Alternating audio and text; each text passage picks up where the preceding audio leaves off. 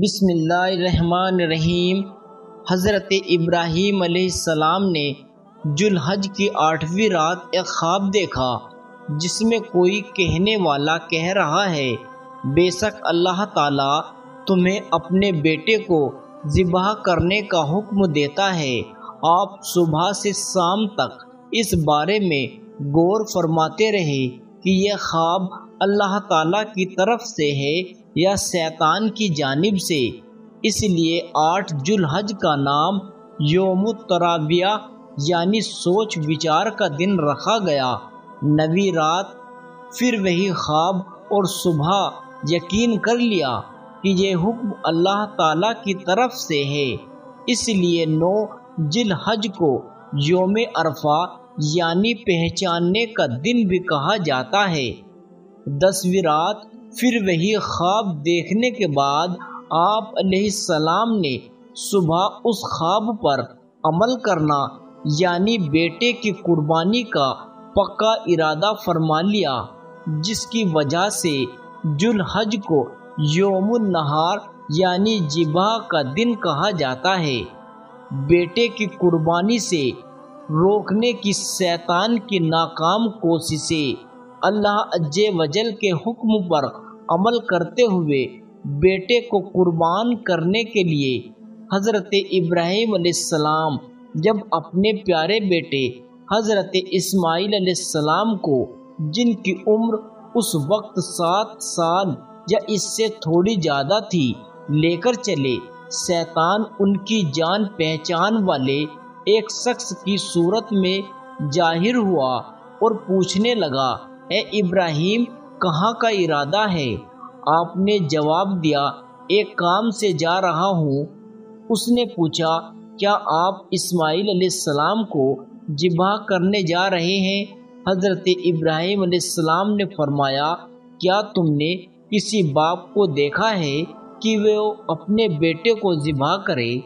شیطان بولا، جی ہاں، آپ کو دیکھ رہا ہوں کہ آپ اس کام کے لیے چلے جاتے ہیں۔ آپ سمجھتے ہیں کہ اللہ پاک نے آپ کو اس بات کا حکم دیا ہے۔ حضرت ابراہیم علیہ السلام نے ارشاد فرمایا، اگر اللہ پاک نے مجھے اس بات کا حکم دیا ہے تو پھر میں اس کی فرما برداری کروں گا۔ یہاں سے مایوس ہو کر شیطان حضرت اسماعیل علیہ السلام کی امی جان حضرت ہاجرہ رضی اللہ تعالی عنہا کے پاس آیا اور ان سے پوچھا، ابراہیم آپ کے بیٹے کو لے کر کہاں گئے؟ جواب دیا، وہ اپنے ایک کام سے گئے ہیں۔ حضرت ہاجرہ نے فرمایا، کیا تم نے کسی باپ کو دیکھا ہے کہ وہ اپنے بیٹے کو ذبح کرے؟ شیطان نے کہا کہ وہ یہ سمجھتے ہیں کہ اللہ تعالیٰ نے انہیں اس بات کا حکم دیا ہے، اور یہ سن کر حضرت ہاجرہ نے ارشاد فرمایا، اگر ایسا ہے تو انہوں نے اللہ پاک کی اطاعت یعنی فرما برداری کر کے بہت اچھا کام کیا۔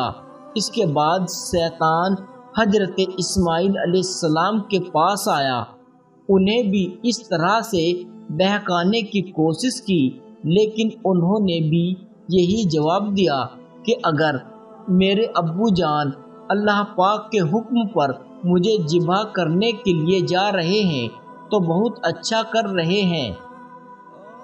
جب شیطان باپ بیٹے کو بہکانے میں ناکام ہوا اور جمرے کے پاس آیا تو حضرت ابراہیم علیہ السلام نے اسے 7 کنکریاں ماری۔ کنکریاں مارنے پر شیطان اپنے راستے سے ہٹ گیا۔ یہاں سے ناکام ہو کر شیطان دوسرے جمرے پر گیا۔ فرشتے نے دوبارہ حضرت ابراہیم علیہ السلام سے کہا، اسے ماریے۔ آپ نے 7 کنکریاں ماری تو اس نے راستہ چھوڑ دیا۔ اب شیطان تیسرے جمرے کے پاس پہنچا۔ حضرت ابراہیم علیہ السلام نے فرشتے کے کہنے پر ایک بار پھر 7 کنکریاں ماری تو شیطان نے راستہ چھوڑ دیا۔ شیطان کو 3 مقامات پر کنکریاں مارنے کی یاد باقی رکھی گئی ہے اور آج بھی حاجی ان 3 جگہوں پر کنکریاں مارتے ہیں۔ حضرت ابراہیم علیہ السلام جب حضرت اسماعیل علیہ السلام کو لے کر کوہ صبیر پر پہنچے تو انہیں اللہ تعالیٰ کے حکم کی خبر دی، جس کا ذکر قرآن کریم میں ان الفاظ میں ہے: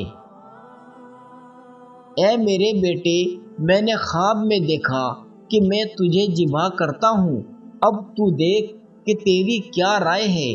فرما بردار بیٹے نے یہ سن کر جواب دیا: اے میرے باپ، کیجئے، آپ کو جس بات کا حکم ہوتا ہے، خدا نے چاہا تو قریب ہے کہ آپ مجھے صابر یعنی صبر کرنے والا پائیں گے۔ حضرت اسماعیل علیہ السلام نے اپنے والد محترم سے مزید عرض کی کہ ابو جان، ذبح کرنے سے پہلے مجھے رسیوں سے مضبوط باندھ دیجیے تاکہ میں ہل نہ سکوں، کیونکہ مجھے ڈر ہے کہ کہیں میرے ثواب میں کمی نہ ہو جائے، اور میرے خون کے چھینٹے سے اپنے کپڑے بچا کر رکھیے تاکہ انہیں دیکھ کر میری امی جان غمگین نہ ہو۔ چھری خوب تیز کر لیجیے تاکہ میرے گلے پر اچھی طرح چل جائے، یعنی گلا فوراً کٹ جائے، کیونکہ موت بہت سخت ہوتی ہے۔ آپ مجھے ذبح کرنے کے لیے پیشانی کے بل لٹائے، یعنی چہرہ زمین کی طرف ہو، تاکہ آپ کی نظر میرے چہرے پر نہ پڑے، اور جب آپ میری امی جان کے پاس جائیں تو انہیں میرا سلام پہنچا دیجیے، اور اگر آپ مناسب سمجھے تو میری قمیض انہیں دے دیجیے، اس سے ان کو تسلی ہوگی اور صبر آ جائے گا۔ حضرت ابراہیم علیہ السلام نے ارشاد فرمایا: اے میرے بیٹے، تم اللہ تعالیٰ کے حکم پر عمل کرنے میں میرے کیسے عمدہ مددگار ثابت ہو رہے ہو۔ پھر جس طرح حضرت اسماعیل علیہ السلام نے کہا تھا ان کو اسی طرح باندھ دیا، اور اپنی چھری تیز کی، حضرت اسماعیل علیہ السلام کو پیشانی کے بل لیٹا دیا اور ان کے چہرے سے نظر ہٹا لی اور ان کے گلے پر چھری چلا دی، لیکن چھری نے اپنا کام نہ کیا، یعنی گلا نہ کاٹا۔ اس وقت حضرت ابراہیم علیہ السلام پر وحی نازل ہوئی۔ جب حضرت ابراہیم علیہ السلام نے یہ آواز سنی تو اپنا سر آسمان کی طرف اٹھایا اور جان گئے اللہ تعالیٰ کی طرف سے یہ آنے والی آزمائش کا وقت گزر چکا ہے، اور بیٹے کی جگہ فدیے میں مینڈھا بھیجا گیا ہے، لہٰذا خوش ہو کر فرمایا: لا الہ الا اللہ واللہ اکبر۔ جب حضرت اسماعیل علیہ السلام نے یہ سنا تو فرمایا: اللہ اکبر وللہ الحمد۔ اس کے بعد ان تینوں پاک حضرات نے ان مبارک الفاظ کی ادائیگی کی۔ یہ سنت قیامت تک کے لیے جاری و ساری ہو گئی۔ جنتی مینڈھے کے گوشت کا کیا ہوا؟ حضرت ابراہیم علیہ السلام نے حضرت اسماعیل علیہ السلام کے فدیے میں مینڈھا یعنی دمبہ ذبح فرمایا تھا۔ اس کے بارے میں اکثر مفسرین کا کہنا ہے کہ وہ مینڈھا یعنی دمبہ جنت سے آیا تھا، اور یہ وہی مینڈھا تھا جس کو حضرت آدم علیہ السلام کے بیٹے حضرت حابیل رحمۃ اللہ علیہ کی قربانی میں پیش کیا گیا تھا۔ ہم بچپن سے ہی یہ بات سنتے آ رہے ہیں کہ جب حضرت ابراہیم علیہ السلام نے اپنے بیٹے حضرت اسماعیل علیہ السلام کو اللہ تعالیٰ کی راہ میں قربان کرنے کے لیے ذبح کرنا چاہا تو اللہ تعالیٰ کے حکم سے حضرت جبرائیل علیہ السلام ایک دمبہ لے کر آئے اور حضرت اسماعیل علیہ السلام کی جگہ دمبہ ذبح ہوا۔ اس واقعے کو مختلف طریقوں سے الفاظ کی کمی یا بیسی کے ساتھ بیان کیا جاتا ہے، لیکن جب ہم کئی کتابوں میں اس واقعے پر غور کریں گے تو ذبح ہونے والے دمبے کے بارے میں کئی سوالات ذہن میں آئیں گے۔ مثال کے طور پر کچھ سوالات